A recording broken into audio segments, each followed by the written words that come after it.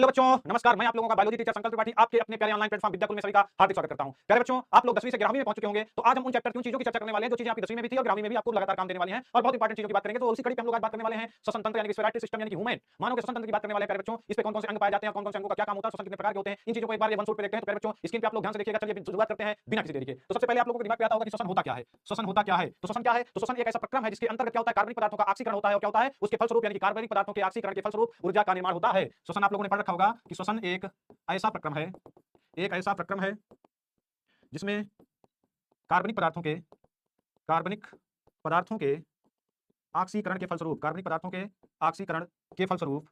ऑक्सीकरण के फलस्वरूप ऊर्जा का निर्माण होता है। कार्बनिक पदार्थों के ऑक्सीकरण के फलस्वरूप क्या निर्माण होगा बच्चों? तो ऊर्जा का निर्माण होता है। क्या निर्माण होगा? ऊर्जा का निर्माण होगा। कैसे निर्माण होगा? तो कार्बनिक पदार्थों के ऑक्सीकरण के फलस्वरूप। तो श्वसन एक ऐसा प्रक्रम है जिसमें कार्बनिक पदार्थों के ऑक्सीकरण के फलस्वरूप ऊर्जा का निर्माण होगा। और प्यारे बच्चों, दो चीजें और होने वाली हैं, दो चीजें साथ में और बनेंगी। क्या क्या मुक्त होगा? तो दो चीजें मुक्त होंगी, कार्बन डाइऑक्साइड और जल। तो ये भी हम लिख सकते हैं। और कार्बन एवं क्या लिख सकते हैं? एवं कार्बन डाइऑक्साइड यानी कि CO2 तथा जल मुक्त होते हैं।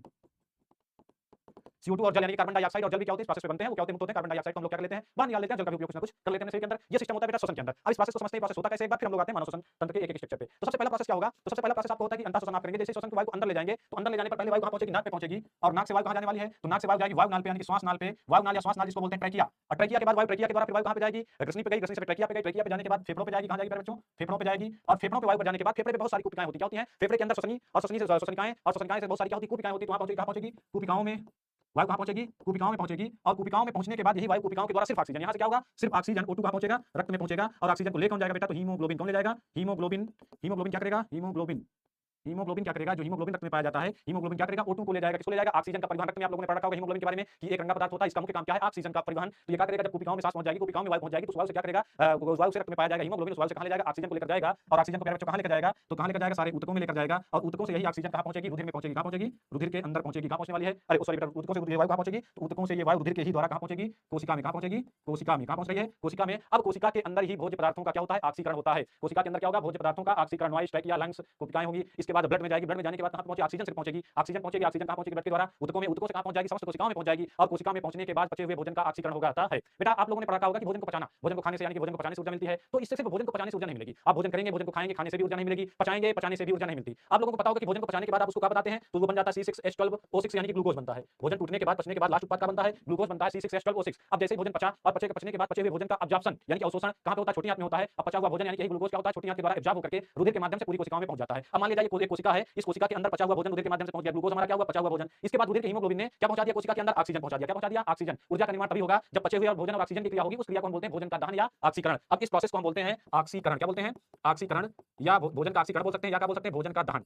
भोजन का दहन। आप लोगों को पता होगा कि ऑक्सीकरण में भी ऑक्सीजन लगने वाली वही बात है और दहन में भी, दहन के लिए भी सबसे इंपॉर्टेंट कौन सी गैस है? ऑक्सीजन गैस है। दहन में भी इंपॉर्टेंट है ऑक्सीजन गैस। तो रक्त के माध्यम से पचा हुआ भोजन कोशिका के अंदर पहुंचा और रक्त के हीमोग्लोबिन के माध्यम से ही क्या पहुंचा? ऑक्सीजन भी कोशिका के अंदर पहुंचा। अब इन दोनों के बीच में एक प्रक्रिया होगी, उस क्रिया का नाम क्या होगा? भोजन का ऑक्सीकरण या बोला जाएगा भोजन का दहन। और इसी क्रिया के फलस्वरूप क्या चीजें बनेगी? तीन चीजें बनेगी इस क्रिया के फलस्वरूप। और ये क्रिया कहां होने वाली है? कोशिका के अंदर, इसको कोशिका श्वसन बोलते हैं। और इस क्रिया के फलस्वरूप क्या क्या चीजें बनेगी? तीन चीजें बनेगी। एक तो क्या बनेगी? ऊर्जा बनेगी। कितनी ऊर्जा बनेगी? तो 38 ATP ऊर्जा बनेगी। 38 ATP ऊर्जा बनेगी। और प्लस क्या बनेगा? तो प्लस क्या बनेगा? CO2 बनेगा। और क्या बनेगा? जल बनेगा। और यही चीज आपने क्या लिखा था? परिभाषा में लिखा था कि श्वसन एक ऐसा प्रक्रम है जिसके अंतर्गत कार्बनिक पदार्थों के ऑक्सीकरण के फलस्वरूप ऊर्जा का निर्माण होता है और जल और कार्बन डाइऑक्साइड मुक्त होती है। तो यही हो गया कि ये क्या हुआ? भोजन का ऑक्सीकरण हो गया। भोजन क्या था? पचा हुआ भोजन कार्बनिक पदार्थ था, ग्लूकोज था, कार्बन है ना इसमें C6। तो कार्बनिक पदार्थ का ऑक्सीकरण हुआ यानी कि ऑक्सीजन के साथ क्रिया हुई। और क्रिया होने के बाद क्या हो गया बेटा? तो हुआ क्या? ऊर्जा का निर्माण हुआ, CO2 का निर्माण हुआ और जल का निर्माण हुआ। CO2 को आप निकाल देंगे, जल का भी उपयोग होगा, ऊर्जा का भी उपयोग होगा। अब जो ऊर्जा होती है वो माइटोकॉन्ड्रिया के अंदर संचित रहती है किसके रूप में? ATP के रूप में यानी कि एडेनोसिन ट्राइफॉस्फेट। इसीलिए ATP को क्या बोलते हैं? ऊर्जा का सिक्का। ATP के बारे में आपने पढ़ रखा होगा कि ATP को बोला जाता है ऊर्जा का सिक्का, कॉइन्स ऑफ एनर्जी ATP को बोला जाता है। और चूंकि माइटोकॉन्ड्रिया के अंदर संचित होते हैं इसलिए माइटोकॉन्ड्रिया को पावर हाउस ऑफ सेल क्या बोला जाता है? पावर हाउस ऑफ सेल कोशिका का ऊर्जाग्राह है। और ये क्या है? कोशिका की ऊर्जा। ये सिस्टम होता है। इसलिए आपने देखा होगा कि जो मनुष्य, जिस मनुष्य के अंदर क्या हो, खून की कमी होती है, कमजोर हो जाता है। क्यों कमजोर हो जाता है? अगर वो खाएगा भी, भोजन को पचाएगा भी, लेकिन भोजन पचा हुआ भोजन कोशिका में पहुंचेगा भी, कोई दिक्कत नहीं। लेकिन उसके अंदर रक्त कम है, तो रक्त कम है तो इसका मतलब हीमोग्लोबिन कम है। अगर हीमोग्लोबिन कम है तो ऑक्सीजन क्या होगी? कम पहुंचेगी। जब ऑक्सीजन कम पहुंचेगी तो पचे हुए भोज्य पदार्थ का ऑक्सीकरण कम होगा। जब पचे हुए भोज्य पदार्थ का ऑक्सीकरण कम होगा तो ऊर्जा का निर्माण कम होगा यानी कि उसकी क्षमता घट जाएगी। कार्य करने की क्षमता को क्या बोलते हैं? ऊर्जा बोलते हैं। अब उसके अंदर ऑक्सीजन कम जा रहा है। जब ऑक्सीजन कम जा रहा है, क्यों कम जा रहा है? क्योंकि हीमोग्लोबिन कम है। हीमोग्लोबिन कम है तो ऑक्सीजन कम जाएगा। जब ऑक्सीजन कम जाएगा तो पचे हुए भोज्य का ऑक्सीकरण क्या होगा? कम होगा। तो ऊर्जा कम बनेगी। इसीलिए वो क्या हो जाएगा? जिसके अंदर खून की कमी होगी वो बंदा क्या होता चला जाएगा? कमजोर होता चला जाएगा। क्या होता चला जाएगा? कमजोर होता चला जाएगा। तो ये प्रोसेस हमको सिद्ध करता है। क्या सिद्ध करता है? श्वसन की परिभाषा और श्वसन का मेन सिस्टम यहां तक होता है। क्या होगा भाई? जैसे श्वसन जाएगा जाएगा। जैसे ही सांस की शुरुआत होगी, नासाचित्र, नासापट, फिर क्या हो जाएगा, ग्रसनी, फिर कंठ, कंठ के बाद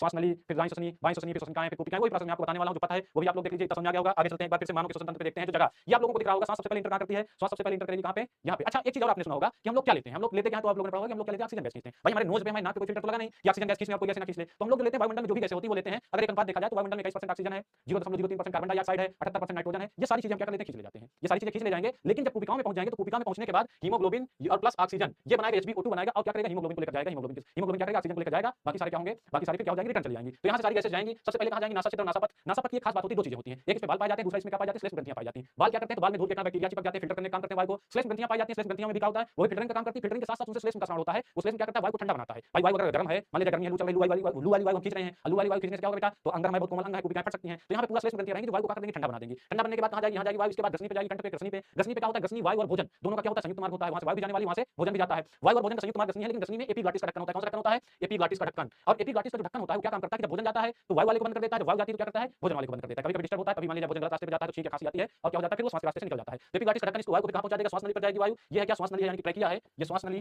ट्रैकिया वायु नली या श्वास नली। और फिर यही श्वास नली जाकर के फेफड़ों में जाकर के दो भागों में बढ़ जाएगी, एक दाईं श्वसनी और एक बाईं श्वसनी। दो भागों में बढ़ जाएगी कहां पे, फेफड़े पे जाने के बाद एक दाएं फेफड़े पे, एक बाएं फेफड़े पे, एक को कहेंगे दाईं श्वसनी और एक को कहेंगे बाईं श्वसनी। और अपने अपने तरफ श्वसनी में जाकर के तमाम श्वसनिकाएं बनाएंगे, ऐसे ऐसे करके तमाम सारी श्वसनिकाएं बनती हैं। और इन श्वसनिकाओं से, इन्हीं श्वसनिकाओं में छोटी छोटी तमाम कुपिकाएं बनी होती हैं, ऐसे ऐसे करके लाखों की संख्या में, कई लाख की संख्या में कुपिकाएं बनी होती हैं। कुपिकाओं के अंदर क्या होती है, वायु भर जाती है, स्टोर हो जाती है। और कुपिकाओं के अंदर जब वायु भर जाएगी तो क्या हो जाएगा, फेफड़ा क्या हो जाएगा, फूलाता है। और कुपिकाओं से जब वायु निकल जाएगी तो फेफड़ा क्या हो जाएगा, हो जाएगा, फिर से अपनी अवस्था में आ जाएगा। और कुपिकाओं के माध्यम से क्या करता है, हीमोग्लोबिन ऑक्सीजन को ले जाता है। और इसके नीचे होता है डायफ्राम। डायफ्राम का काम क्या होता है, तो डायफ्राम का काम होता है फेफड़ों से वायु को खींचना। हमारे फेफड़े वायु को नहीं खींचते ना, हमारी नाक वायु को खींच सकती है। खींचने में मदद कौन करता है, डायफ्राम मदद करता है। अगर डायफ्राम कभी टूट जाता है, डायफ्राम टूट गया तो क्या होता है, सांस नहीं ले सकते, सांस को खींच नहीं सकते और हम क्या हो जाएंगे, हमारी मौत हो जाएगी। बहुत लोगों को आपने देखा होगा कि छत से गिरते हैं, शरीर में कोई ज्यादा टूटते टाटते नहीं, लेकिन उनकी तुरंत मौत हो जाती है। क्यों मौत हो जाती है तुरंत, क्योंकि जो डायफ्राम क्या हो जाता है, टूट जाता है। डायफ्राम के टूटने से क्या होता है, गिरते हैं, मर जाते हैं, उनके शरीर के अंदर कोई ज्यादा टूट फूट भी नजर नहीं आती। तो डायफ्राम बहुत इंपॉर्टेंट है, क्यों इंपॉर्टेंट है, सांस को खींचने के लिए। अब इसमें मुख्य अंग भी देखिए भाई, श्वसन तंत्र। तंत्र का मतलब होता है ग्रुप ऑफ ऑर्गन्स, बहुत सारे अंग भाग लेंगे, लेकिन एक ऑर्गन्स क्या होता है, मुख्य ऑर्गन्स होता है, यानी कि प्राइमरी ऑर्गन्स, प्राथमिक अंग। बाकी सारे क्या होंगे, सहायक अंग होंगे। तो इसमें के प्राइमरी, इसमें मुख्य ऑर्गन क्या होता है, मुख्य ऑर्गन होते हैं फेफड़े होते हैं। क्या होते हैं, फेफड़े होते हैं। आप लोगों को दिख रहे होंगे, ये देखिए फेफड़े हैं, ये क्या है, मुख्य अंग होते हैं। फेफड़ों के द्वारा क्या किया जाता है, क्योंकि इनमें क्या होती है, वायु स्टोर होगी और इन्हीं की कुपिकाओं के माध्यम से वायु क्या होगी, आगे जाएगी। तो आई थिंक आप लोगों को समझ में आया होगा वायु का जो रास्ता है और वायु कैसे जाती है, सिस्टम समझ में आ रहा है। मिलते हैं अगले वीडियो में।